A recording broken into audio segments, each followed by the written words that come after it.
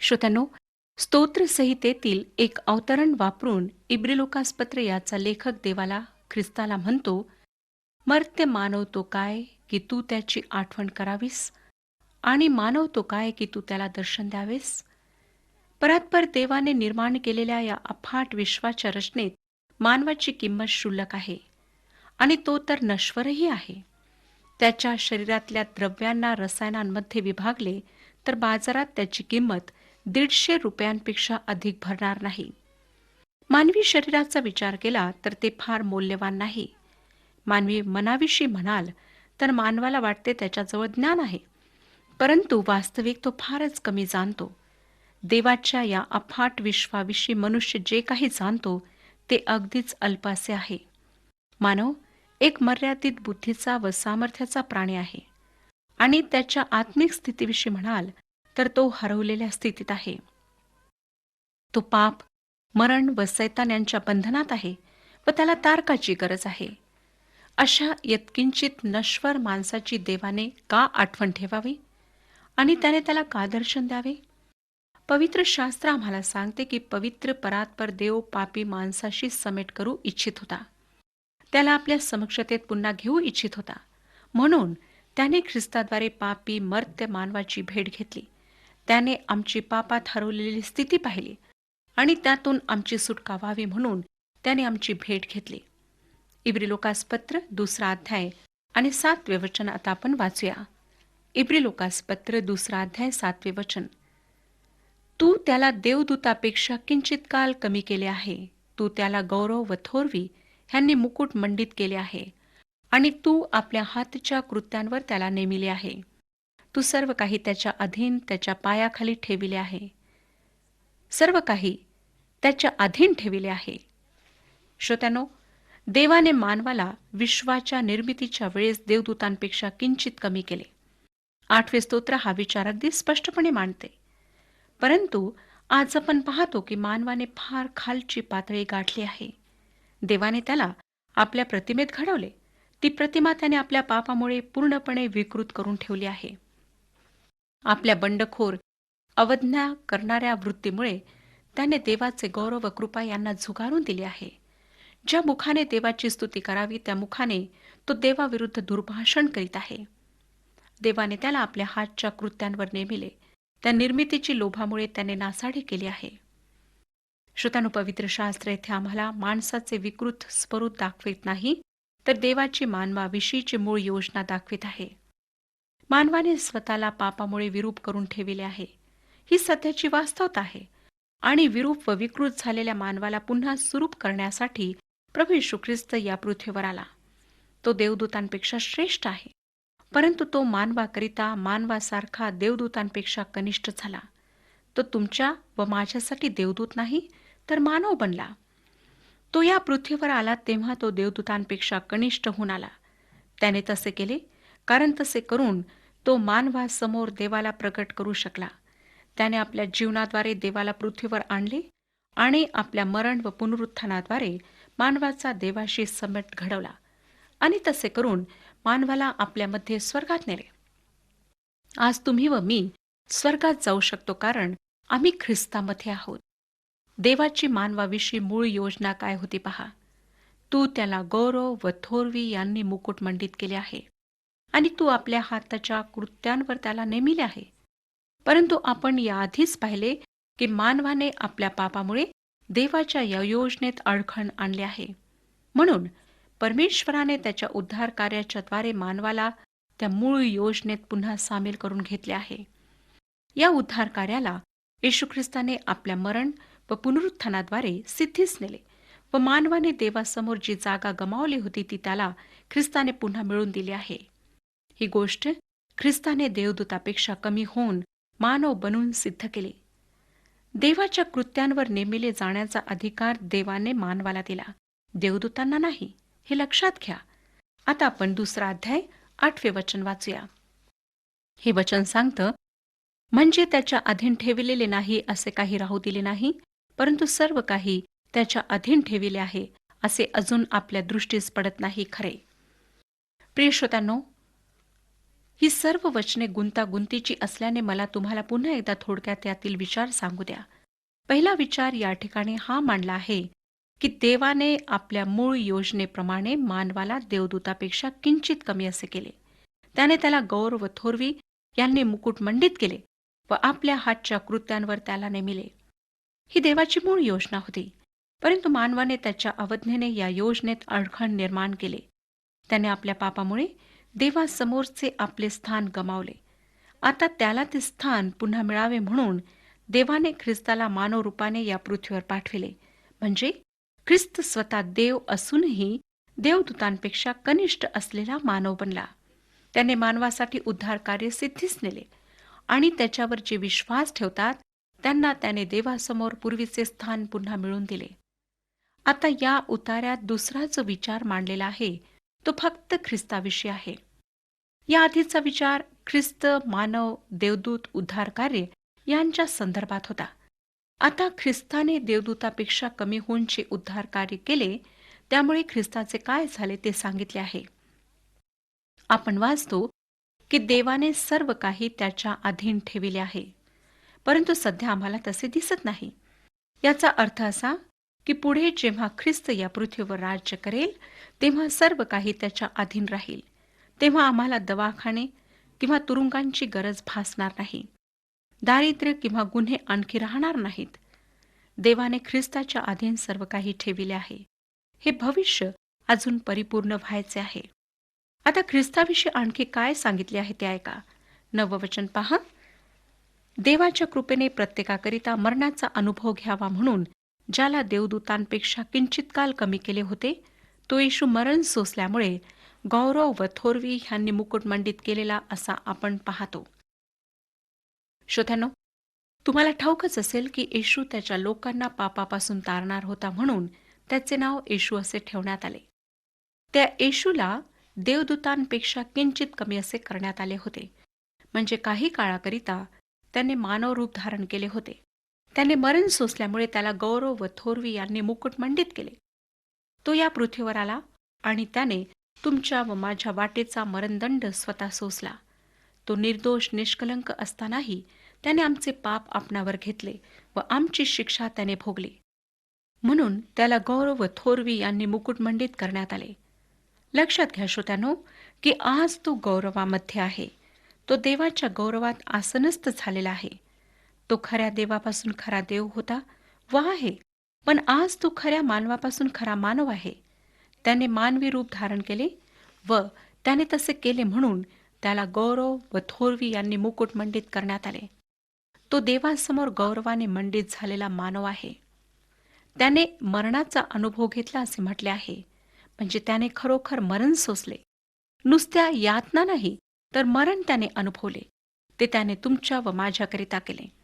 मरणाचे कडू विष तो प्याला. त्याने हे देवाच्या कृपेने केले.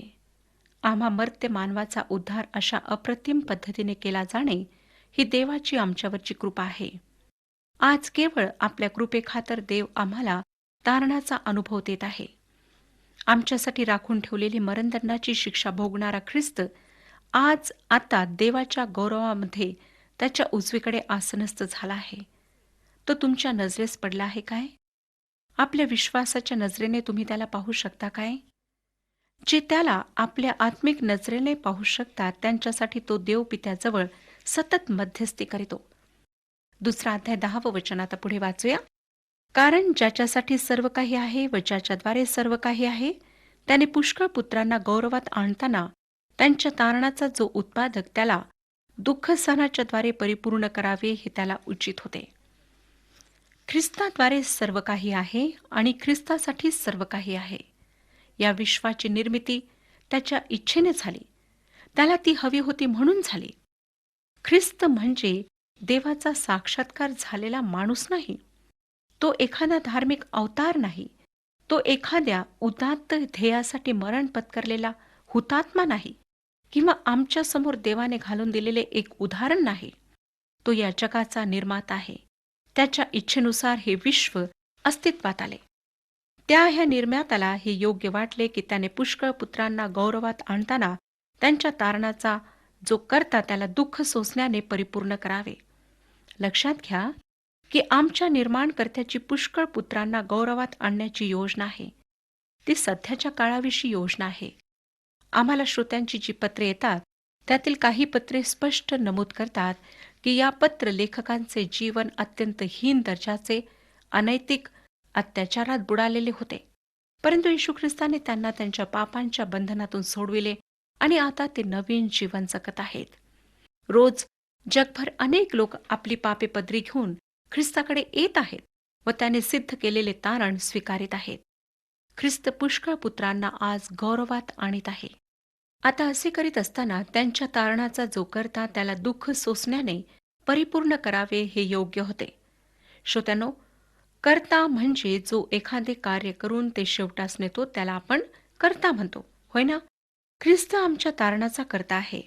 त्याने आमच्या तारणाची योजना सिद्धीस नेली. तो आदी व अंत, प्रारंभ व शेवट आहे. त्याने ती योजना पूर्ण केली. त्याला दुःख सोसण्याच्या द्वारे परिपूर्ण करावे हे योग्य होते. तो जरी देवाचा पुत्र होता, तो जरी खुद्द देव होता, तरी त्याचे ते परिपूर्ण जीवन आमचे तारण करू शकत नाही. त्याचा कुमारी मातेपासून झालेला जन्म आमचे तारण करू शकत नाही. वास्तविक त्याची शिकवण आमचे तारण करू शकत नाही. त्याने केलेले चमत्कार किंवा त्याचे उदाहरण, त्याचा आदर्श आमचे तारण करू शकत नाही. परंतु त्याने वधस्तंभावर जे दुःख भोगले, जे मरण सोसले, ते आमचे तारण करू शकते. वधस्तंभावरचे मरण सोसल्याने तो पूर्ण झाला. देवाने स्वर्गात बसून खाली पृथ्वीवर पवित्र शास्त्र टाकले असते आणि माणसाला तो म्हणाला असता, तू आपले जीवन खूपच बर्बाद करून ठेवले आहेस. आता हे पुस्तक घे आणि त्यातून आपले जीवन सुरळीत करण्याचा मार्ग शोध. देव जरी असे म्हणाला असता तरी मी त्याच्याकडे कधीच पाठ फिरवली असती. परंतु देवाने तसे केले नाही. तो या पृथ्वीवर आला. त्याने आमचे मानवी रूप धारण केले. त्याने तुमच्या व माझ्याकरिता दुःख सोसले. म्हणून मी त्याच्यावर विश्वास ठेवते. त्याने ही गोष्ट माझ्याकरिता आणि पापामध्ये हरवलेल्या मानवजातीकरिता केली म्हणून मी त्याच्यावर प्रीती करते. श्रोत्यांनो, पूर्णतेकरिता ख्रिस्ताने दुःख सोसणे यासाठी योग्य होते की मानवाच्या उद्धार कार्यासाठी कोणी दुःख पेलणे आवश्यक होते. ती आवश्यकता पूर्ण झाल्याशिवाय ते उद्धार कार्य पूर्ण झाले नसते. आता आपण पुढे वाचूया 11वे वचन. तो म्हणतो, कारण जो पवित्र करणारा व ज्यांना पवित्र करण्यात येत आहे ते सर्व एकापासूनच आहेत. या कारणास्तव त्यांना बंधू म्हणावयाची त्याला लाज वाटत नाही. पवित्र केलेले लोक म्हणजे एखाद्या विधीच्या द्वारे पवित्र केलेले लोक नाहीत. पवित्र केलेले लोक म्हणजे ख्रिस्तावरील विश्वासाच्या द्वारे ज्यांचे तारण झालेले आहे, ज्यांना पवित्र आत्मा देवाच्या वचनाद्वारे दिवसेंदिवस चालवितो, जे ख्रिस्तामध्ये आहेत ते लोक म्हणजे पवित्र केलेले लोक आहेत. तुम्ही जर येशू ख्रिस्ताला आपले तारक म्हणून स्वीकारले आहे, तुम्ही रोज त्याच्या इच्छेला जाणून तिच्यानुसार चालण्याचा प्रयत्न करता, पवित्र आत्म्याच्या प्रेरणेने चालण्याचा प्रयत्न करता, तर तुम्ही ख्रिस्तामध्ये आहात. परंतु जर तुम्ही ख्रिस्ती असल्याचा दावा करिता परंतु ख्रिस्ताला आपला तारक म्हणून ओळखत नाही, त्याच्या इच्छेनुसार चालण्याचा प्रयत्न करीत नाही, तर तुम्ही ख्रिस्तामध्ये नाही. आणि जर तुम्ही ख्रिस्तामध्ये नाही तर तुम्ही पवित्र केलेल्यांपैकी नाही, हे कटू सत्य लक्षात घ्या. पवित्र करणारा पुरुष व पवित्र केलेले लोक हे सर्व एकापासून आहेत. म्हणजे ख्रिस्ताने पापी लोकांची जागा घेऊन त्यांच्यासाठी राखलेली शिक्षा भोगली व त्याने त्याच्यावर विश्वास ठेवणाऱ्यांना म्हणजे पवित्र केलेल्यांना देवाच्या कुटुंबात एक केले. प्रभू येशू ख्रिस्ताने आपल्या मरणापूर्वी जी प्रार्थना केली तिच्यातले एक वचन आपण या संदर्भात वाचूया. योहान कृष्णवर्तमान 17वा अध्याय 21वे वचन. प्रभू येशूने आपल्या प्रार्थनेत म्हटले, हे पित्या, जसा तू मजमध्ये तसे त्यांनाही आम्हामध्ये व्हावे, यासाठी की तू मला पाठविले असा विश्वास जगाने धरावा. हे एक अद्भुत सत्य नाही काय? पवित्र करणारा पुरुष व पवित्र केलेले लोक हे सर्व एकापासून आहेत. ख्रिस्ताने आम्हाला देवाच्या कुटुंबात एक केले आहे आणि म्हणून तो त्यास बंधू म्हणाव्यास लाजत नाही. म्हणजे देवाच्या कुटुंबात तो आम्हाला त्याचे भाऊ व बहिणी म्हणायला लाजत नाही. मी त्याला आपला भाऊ म्हणण्याचे धाडस करू शकत नाही, परंतु त्याने आम्हा विश्वासणाऱ्यांना देवाच्या कुटुंबात आणले आहे. तो जन्मलेल्यांमध्ये ज्येष्ठ आहे. तो कुटुंब प्रमुख आहे आणि त्याच्यावरील आमच्या विश्वासामुळे आम्ही देवाचे पुत्र व कन्या झालो आहोत म्हणून तो आम्हाला त्याचे बहीण भाऊ म्हणतो. श्रोत्यानो, वैश्विक बंधुत्वाची संकल्पना अयोग्य व चुकीची आहे. सर्वांचा स्वर्गीय पिता एकच आहे ही संकल्पनाही अयोग्य व चुकीची आहे, खोटी आहे. पवित्र शास्त्र आम्हाला स्पष्ट सांगते की जितक्यांनी ख्रिस्ताच्या नामावर विश्वास ठेवला तितक्यांना देवाने त्याचे पुत्र व कन्या होण्याचा अधिकार दिला. ख्रिस्ताच्या उद्धार कार्यावर विश्वास ठेवणारे देवाचे पुत्र व कन्या आहेत. पवित्र शास्त्र रोमकरासपत्र 8:14 वचनात सांगते, रोमकरासपत्र 8:14 वचन, जितक्यास देवाचा आत्मा चालवितो ते देवाचे पुत्र आहेत. म्हणून सर्व मानवजात भाऊ भाऊ आहेत आणि देव सर्वांचा पिता आहे ही संकल्पना असत्य आहे. ज्यांना ती स्वीकारायला नको त्यांच्याशी वाद घालण्याची आमची इच्छा नाही. पुढे 12वं वचन पहा. तो म्हणतो, मी आपल्या बंधूजवळ तुझ्या नावाची कीर्ती वर्णीन, महामंडळात तुझे स्तवन करीन. हे वचन 22व्या स्तोत्रातून घेतलेले आहे. हे स्तोत्र ख्रिस्ताच्या वधस्तंभाविषयी आहे. त्याच्या पहिल्या भागात ख्रिस्ताच्या अवहेलनेचे वर्णन आहे आणि शेवटच्या भागात ख्रिस्ताला उंचावले जाण्याविषयी विदित केले आहे. स्तोत्रसंहिता 22 अध्याय आणि 22 वचन आपण वाचूया.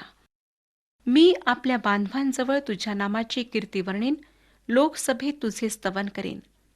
प्रिय श्रोत्यानो, ख्रिस्ताने आम्हाला त्याचे बांधव म्हणणे यापेक्षा अधिक विशेष गोष्ट आमच्या जीवनात कोणती असेल?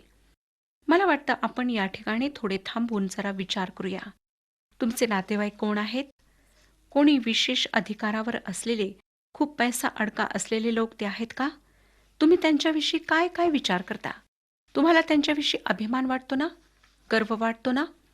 मग जर तुमच्या त्या नातेवाईकांविषयी जे तुमचा कधी अपमानही करतात, तुम्हाला इतका गर्व वाटतो, तर तुमच्या ज्या देवाची तुम्ही उपासना करता तो जिवंत देव त्यांचा सुद्धा आहे, त्या भावाविषयी तुम्हाला कधी गर्व वाटला आहे काय?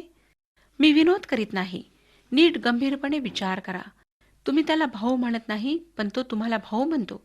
तुमच्यासाठी त्याने अपमान सोसला, अवहेलना पेलली, तुमची आर्जवे केली, तुमच्यासाठी वधस्तंभावरचे लज्जास्पद मरण पेलले. तो मरणातून पुन्हा उठला, स्वर्गात चढला, तो पित्याच्या उजवीकडे गौरवात बसला आहे आणि तेथेही तो तुमच्यासाठी देवपित्याजवळ मध्यस्थी करीत आहे. त्या तुमच्या भावाला तुम्ही ओळखता का? तो तुम्हाला देवाच्या कुटुंबात सामील करू इच्छित आहे. त्याला तुमचा प्रतिसाद काय आहे? तुम्ही जर स्वतःला ख्रिस्ती म्हणून घेता तर ख्रिस्ताला तुमचा ज्येष्ठ बंधू म्हणून ओळखता का? आणि जर तुम्ही स्वतःला विश्वासणारे म्हणवता, देवाचे पुत्र व कन्या म्हणून ओळखता, तर तुम्ही आपल्या ख्रिस्ताला किती जवळून ओळखता? तुमच्या या कुटुंब प्रमुखाच्या आज्ञेत किती राहता? तुमच्या भावना, तुमची दुःखे याविषयी त्याला किती विश्वासात घेता? की आपली सर्व दुःखे, आपले सर्व भार एकटेच पेलता? तुम्ही आपले अंतःकरण या प्रेमळ भावाजवळ, जिवलग मित्राजवळ, काळजी घेणाऱ्या कुटुंब प्रमुखाजवळ कधी मोकळे केले आहे काय? माझ्या प्रिय श्रोत्यांनो, ख्रिस्ताकडे पहा, त्याच्याकडे नजर लावा. तेथे तुम्हाला सुरक्षिततेची, प्रेमाची खात्री मिळेल. त्याचा वधस्तंभ पहा, तेथे तुमच्या पापांची क्षमा मिळेल. त्याच्या रिकाम्या कबरेकडे लक्ष लावा, तेथून तुमची सार्वकालिक जीवनाची आशा येते. त्याच्या वचनांना आपल्या हृदयात साठवा, ती तुम्हाला जीवनासाठी सामर्थ्य देतील. त्याच्याद्वारे परात्पर देवाचे पुत्र व कन्या बना. या नात्याचा अभिमान बाळगा आणि या नात्याचा फायदा अविरत करून घ्या. मला माहीत नाही श्रोत्यानो, की आपला येशू ख्रिस्ताशी संबंध स्थापित झालेला आहे किंवा नाही. होऊ शकतं की अद्यापही आपण पापामध्ये जीवन व्यतीत करीत आहात.